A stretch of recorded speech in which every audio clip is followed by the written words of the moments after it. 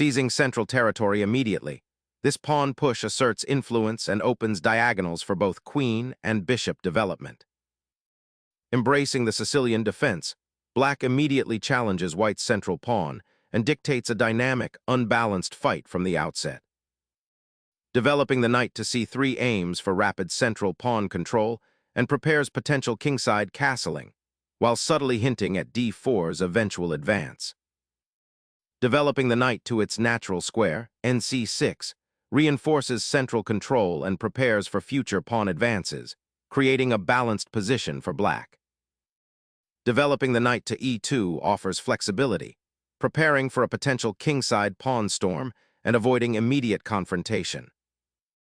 Opening the kingside diagonal for the bishop and preparing a solid pawn structure, anticipating potential central pawn pushes. Opening the center forcefully now forces black to commit their central pawn structure, potentially creating long-term weaknesses. Opening the center now invites tactical skirmishes. Watch for tactical repercussions as the pawn structure shifts dramatically. Recapturing centrally reopens the knight's influence, setting the stage for a dynamic pawn structure and potential central breakthroughs. Developing the knight to a natural outpost, this squares the pieces, preparing for pawn advances and potential kingside pressure without overcommitting. Unleashing a surprising knight maneuver, white aims to disrupt black's central control and potentially exploit the d6 square, creating immediate tactical intrigue rather than gradual positional development. Black immediately challenges the knight's aggressive placement, creating a pin that forces white to acknowledge the bishop's influence and potentially rethink the knight's forward march. Pressing the bishop forces it to reveal its intentions. Clearing the board of a troublesome knight, black proactively addresses white's aggressive knight positioning and simultaneously weakens white's pawn structure on the queen side, setting up potential pawn breaks later. Reclaiming the knight with nxc3 solidifies the center and prepares to develop the kingside pawn storm, potentially targeting the weakened d6 square. Cracking open the center with a pawn thrust, black immediately challenges white's central knights and aims to disrupt white's knight coordination, creating dynamic imbalances from this solid Sicilian structure. Prying open the center with this pawn capture immediately sharpens the position, creating dynamic imbalances and demanding careful calculation from both sides as lines begin to crack open, potentially exposing weaknesses. Relinquishing the central pawn on d5 opens avenues, but look closely. That knight now anchors itself, a potential thorn in white's pawn structure and a springboard for future attacks. Securing development and preparing castling, the bishop now eyes the kingside while a defensive outpost is established. Exchanging on c3 strategically weakens white's pawn structure, creating doubled c-pawns that can become a long-term target, while simultaneously opening the b-file for potential future pressure. Simplifying the pawn structure by eliminating the knight and immediately recapturing opens up the bishop's diagonal and centralizes the queen's rook. Initiating a queen trade by forcing the opponent's bishop to capture is a strategic decision aiming to simplify the position and potentially transition into an endgame where material equality or a slight advantage can be more easily exploited. The immediate consequence is the removal of powerful attacking pieces from the board, shifting the focus from sharp tactical skirmishes to a more positional battleground. This action often signals a desire to alleviate immediate pressure, particularly if the opponent's queen was actively participating in the center or threatening nearby squares. It's a calculated risk, as simplifying can also play into the opponent's hands if their remaining pieces are better coordinated or their pawn structure is more robust for the ensuing exchanges. Transitioning into the endgame with the rook's dominance over the open file signifies a shift in the game's dynamics, granting white a crucial initiative in the simplified landscape. Solidifying the pawn chain and preparing to develop the king's bishop, black seeks to untangle their pieces while accepting a slight queenside space deficit. The goal is to create a robust defensive structure that can weather potential central pressure and transition smoothly into the middle game. Unlocking the kingside pawns, this advance seeks to destabilize black's central pawn chain and create potential attacking avenues down the f-file or the e-file, offering a chance to regain some initiative after the queen exchange. The bishop on d7 aims to develop, but it currently occupies a square that could be utilized for a more active pawn structure later, potentially creating weaknesses around the king. Activating the bishop to its most aggressive diagonal, white aims to control the central squares and pressure black's queenside infrastructure. This bishop placement initiates a strategic duel for control of the c4-g8 diagonal, potentially opening lines of attack towards black's castled king, or creating outposts for white's pieces. The bishop's influence on c4 also curbs any immediate aspirations black might have for advancing their pawns on the queen side, effectively locking down that area for the moment. It's a proactive positioning, seeking to exploit any slight positional weaknesses black might have overlooked in their recent pawn structure. The long castling immediately injects a sharp, unbalanced dynamic into the game, creating two opposing kings vulnerable to opposite-side attacks.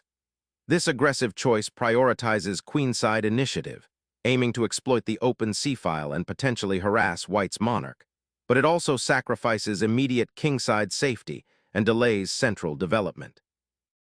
Castling here prioritizes king safety, tucking the monarch away from the open files and potential pawn storms developing on the king side, a crucial step for any middle game strategy aiming for long-term stability.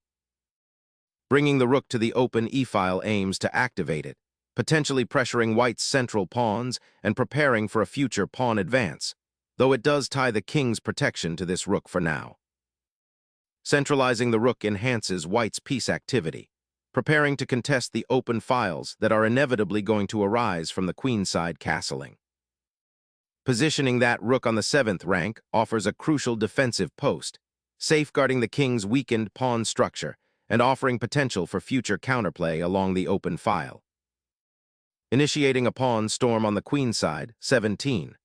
b4 seeks to gain valuable territory and restrict black's maneuvering options, aiming to create passed pawns on that flank. Securing the king on the c7 square is a sensible step, aiming to connect the rooks and activate the monarch for potential defensive or offensive maneuvers in the latter stages. Pushing the b-pawn like this, 18. b5 aggressively expands white's queenside space and aims to disrupt black's pawn structure, potentially creating a passed pawn down the line, all while limiting the mobility of black's minor pieces, particularly the bishop on d7. Rerouting the knight to a potentially more active square, seeking to escape the cramped kingside and join the fight on the queenside, though it relinquishes control of the central d5 square for the moment. Reclaiming open files becomes paramount after black's passive king defense. Re-establishing influence on the d-file is the immediate goal. Reuniting the rooks on the e-file aims to build pressure and prepare for potential breakthroughs, but it neglects the precariousness of the king and the open c-file, which white now fully exploits. The rook's relocation to f3 aggressively probes the king side, eyeing potential weaknesses in black's castled position while simultaneously preparing to connect with the other rook. Pushing the king to b6 creates a slightly precarious outpost, aiming to stir up activity on the queenside while simultaneously offering a potential escape route from the central pressure building on the d-file. Securing the queenside expansion while simultaneously preparing to contest the open file, this maneuver asserts dominion over territory crucial for future operations. Stepping onto the queenside pawn chain, this advance immediately challenges white's advanced b-pawn, aiming to disrupt the spatial advantage white has cultivated on that wing, potentially opening lines for black's rooks or queen in the future. Unpinning the bishop and preparing to activate the queenside pawns. Reclaiming the diagonal for the bishop, this piece finds a more active post, eyeing the queenside pawn structure while simultaneously creating a subtle shield for the king. Shifting the bishop to this diagonal aims to prepare for the eventual pawn push on the kingside, while simultaneously maintaining pressure on the black king's somewhat exposed position. A subtle prophylactic measure, h6 aims to prevent white's bishop from swinging to g5, which could cramp black's position and target the f6 knight, while also offering the king a vital escape square. Unlocking the c-file, white initiates a bold maneuver, aiming to exploit the weakened pawn structure on the queenside and potentially create outposts for their rooks. The concentration of white's forces on this wing signals an intention to disrupt black's coordination and force concessions. This aggressive advance, while opening lines, also demands careful calculation to avoid overextension and potential tactical skirmishes.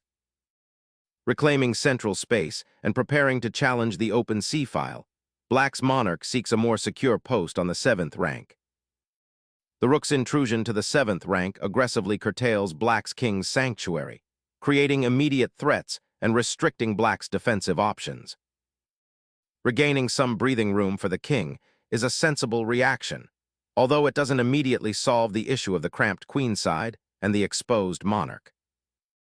A bold maneuver, this bishop advance immediately pins down black's king in a dangerous area of the board, hinting at potential disruptions on the queenside or a strategic realignment of white's forces.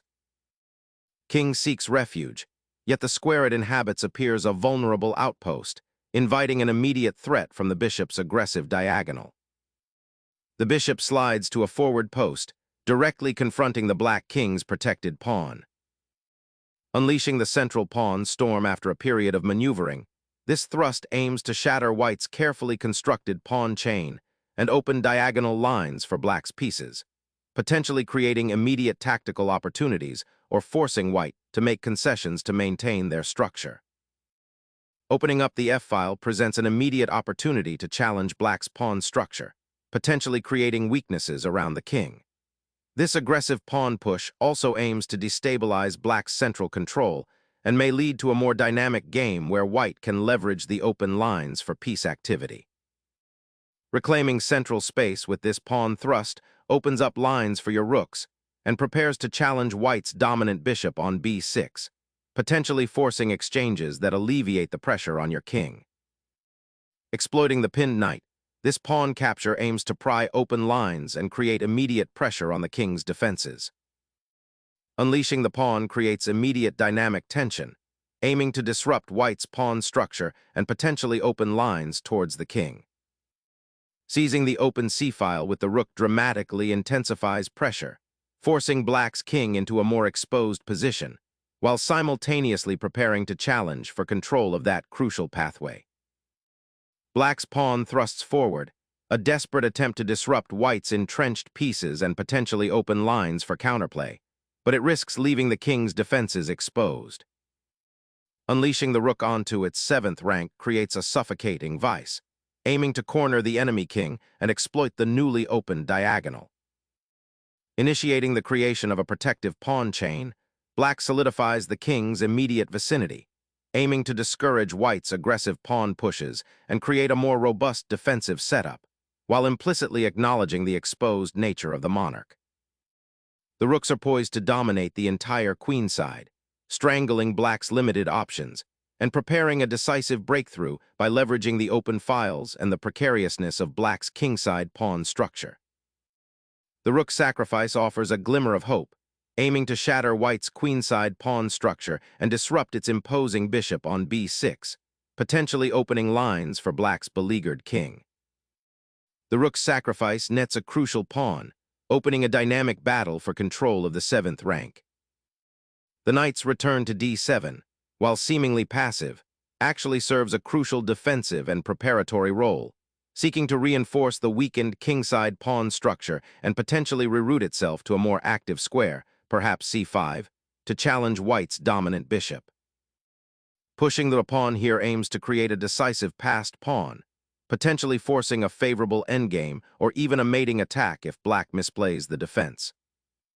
The knight's journey to c5 aims to break white's imposing pawn chain and potentially activate the bishop on c8, but it must be wary of the discovered attack potential along the c-file if white's rook shifts. Opening a new avenue for the bishop to pressure the queenside pawn structure. The knight's desperate jump to e6 desperately seeks to neutralize white's powerful bishop on b6, but it significantly weakens the king's pawn shield and leaves the f7 square vulnerable to further pressure. Finally breaking the impasse, this capture aims to simplify the board and leverage the newly opened diagonal for the queen, potentially leading to an advantageous endgame if black mismanages the pawn structure. Reclaiming the open file with the rook is a natural recapture, aiming to solidify your pawn structure and prepare for active piece play by activating the rook on the 7th rank, a classic outpost. The bishop repositions, aiming to disrupt black's pawn chain and potentially exploit the weakened light squares on the kingside, as the game steers towards an endgame transition. Instilling a sense of defense, the bishop pivots to support the pawn chain, preparing for potential breakthroughs while maintaining a watchful eye on the center. Unleashing the pawn storm with c4 now aims to disrupt black's queenside pawn structure, potentially opening lines for the queen and rooks. The rook's aggressive advance to e4 injects immediate dynamism, aiming to disrupt white's pawn chain and exploit the potentially vulnerable a5 pawn. Sacrificing the rook here immediately simplifies the position, aiming to exploit the exposed enemy king and potentially activate the bishop pair in the ensuing endgame. Recapturing the piece opens a critical diagonal for black's bishop and creates more central pawn presence, but it also allows white's rook to become extremely active on the 7th rank, potentially setting up a mating net or a powerful queenside invasion. The rook's relocation to the 3rd rank aims to disrupt black's pawn structure and potentially create an open file for white's own pieces. A desperate check, attempting to disrupt white's consolidated material advantage and create a glimmer of hope in a difficult position. The king's perilous march towards the center, seeking safety amidst the chaos of past pawns, is a critical gamble. A desperate check, aiming to disrupt the king's safety and potentially disrupt white's coordination, though the king seems well protected for now.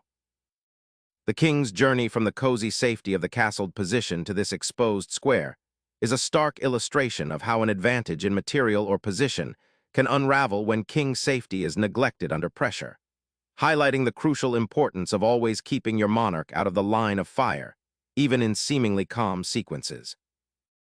The bishop, now freed from its diagonal constraints, actively targets the vulnerable kingside pawn structure and probes for weaknesses in white's camp.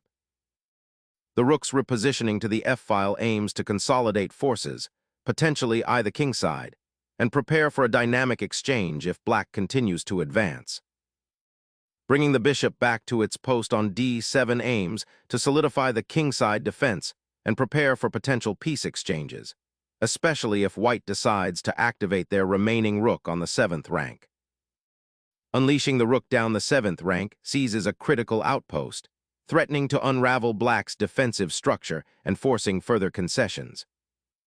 Recapturing the bishop with the bishop frees up the knight to potentially harass white's advanced pawns, while also bringing more defensive power towards the kingside.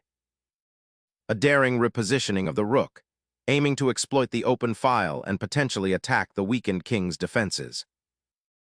Opening up a line for the rook, hoping to generate some counterplay, but it leaves the king exposed to a potential check on the 7th rank. Securing the 7th rank with the rook opens up potential breakthroughs. The rook's retreat offers a moment of respite, allowing the bishop to potentially participate in the defense of the vulnerable king, a welcome shift from the earlier, more aggressive pawn advances. Exploring the endgame transition with a focus on piece activation. The king's escape route is suddenly opened by this pawn push, creating a fascinating tactical web as white's rook now faces potential exposure. Seeking refuge for the monarch amidst the rising pawn tide becomes paramount, as the exposed king could easily become a target.